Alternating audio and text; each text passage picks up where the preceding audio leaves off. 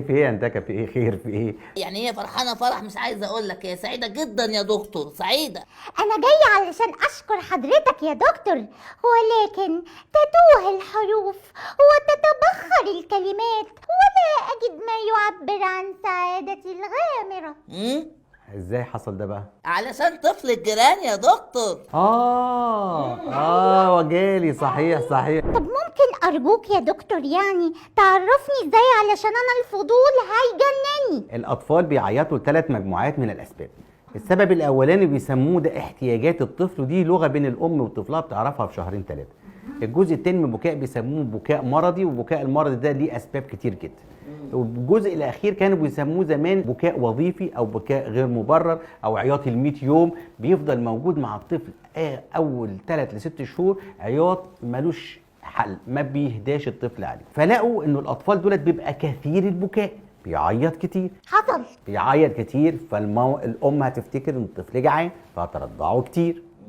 لما يرضع كتير هيخلص انزيم اللاكتيز او المهضم اللي عنده في الجهاز الهضمي اللي بيهضم سكر اللاكتوز هيخلص، فيبقى يجي على اخر اليوم الطفل يفضل يرضع وما بيهضمش، يرضع وما بيهضمش، فيفضل يعيط. فحله انه ياخد دواء بيبقى مهضم لسكر اللاكتوز، يعني نهضم السكر بانزيم اللاكتيز. ده هيقلل نوبات العياط بشكل كبير جدا، هيقلل لو في الطفل بيجيله انتفاخات عنيفه جدا، هيقلل لو في الطفل بيجيله تسلخات بشكل متكرر، او مخاط ودم موجود في البراز بشكل متكرر، او عياط غير مبرر بشكل متكرر.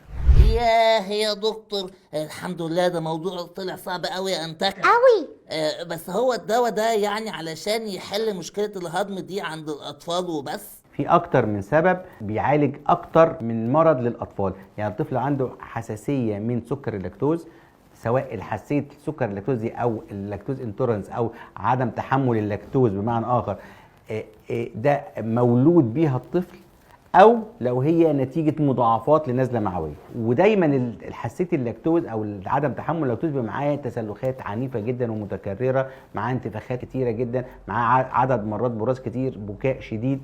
كل دي الاعراض دي بتقل، بالاضافه طبعا ان هو ممكن الاطفال اللي بيعيطوا حتى لو ما عندوش مشكله في انزيم اللاكتيز بس هو بيعيط بشكل كبير، لما بنديه انزيم اللاكتيز ده بيقلل معاه نوبات العياط بشكل كبير جدا. فدي كل فوائد الدواء بتاعنا.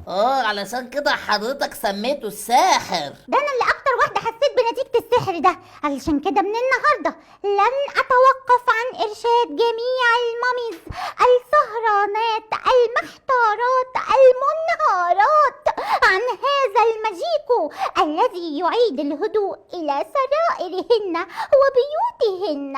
احنا قلنا ايه؟ مفيش دواء ياخده الطفل إلا بعد عرضه على الطبيب وتحت رعاية الطبيب المختص.